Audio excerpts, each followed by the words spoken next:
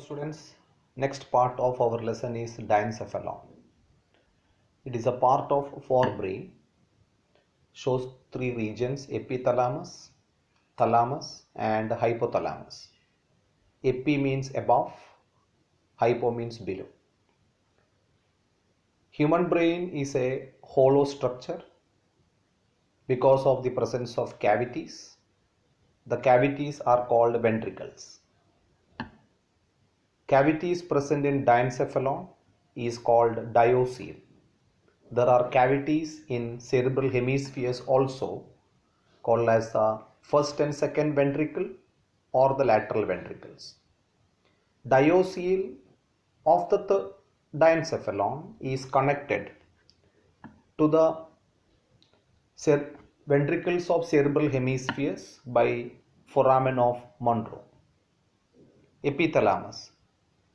It is the roof of diencephalon. Anteriorly, it is fused with the pia mater to form anterior choroid plexus. Pia mater is the innermost meninx. From the dorsal wall of epithalamus, or from its dorsal wall, epithalamus is connected to pineal gland through a pineal stalk. Pineal gland is an endocrine gland secreting two hormones called melatonin and serotonin. Melatonin controls biological rhythms, that is sleep wake up cycles, while serotonin is for general metabolism. The second part of diencephalon is thalamus, also called as thalami. They form lateral thick wall of diencephalon, which are two solid round outgrowth of grey matter. Hence it is thalami, two solid round outgrowth of grey matter. The two thalami are connected by habencular commissure. Thalami is connected to various parts of brain by reticular activating system. All sensory impulses except olfactory passes through thalami, hence called relay center. That means impulses coming from different part of the brain has to gather in thalami. From thalami it is transferred to different regions of the brain. It acts as a relay center. Hypothalamus, it is the floor of diencephalon. The floor of hypothalamus continues as a downward projection called infundibulum, which is connected to the pituitary gland. Hypothalamus is the floor of diencephalon. From the floor of hypothalamus, there arises a small stalk called as pituitary stalk or infundibulum, which terminates into a endocrine gland called as pituitary gland.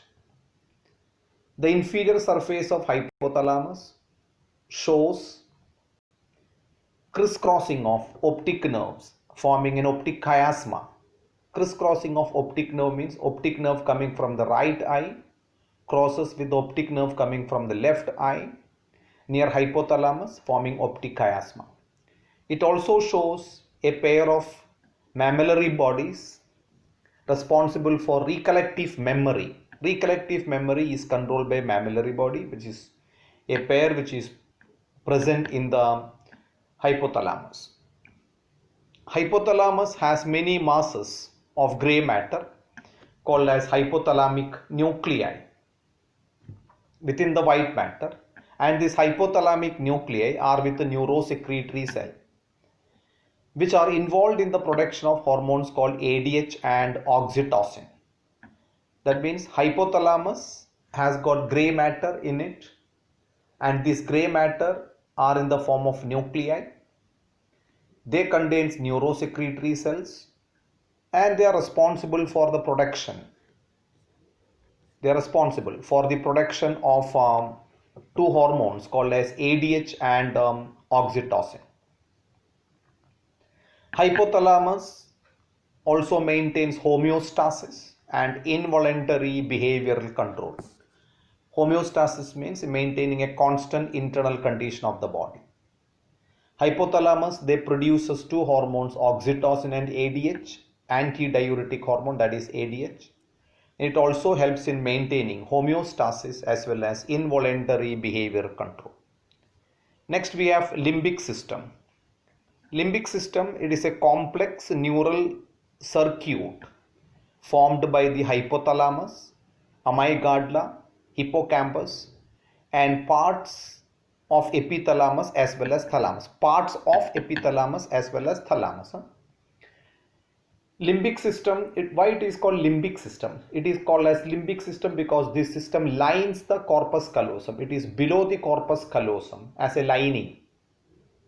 Corpus callosum is a thick band of nerve fibers that connects the two cerebral hemispheres. What is the function of limbic system?